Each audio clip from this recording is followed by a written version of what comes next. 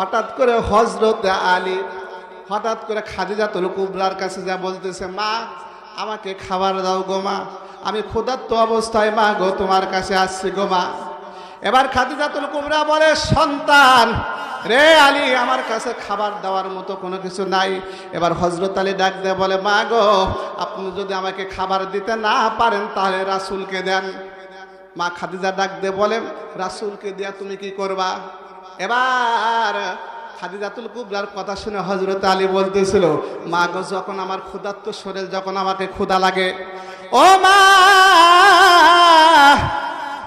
যখন আমার ক্ষুধা লাগে গো মা, আমি যখন আমার কাছে ক্ষুধার্ত অবস্থায় থাকি, আমি যদি খাবার না পাই গো মা, আমি যখন আমার রসুলের দিকে তাকাই, আমার রসুলের চেহারা মোবারক দেখার সাথে সাথে আমার ক্ষুধা নিবারণ হয়ে যায়।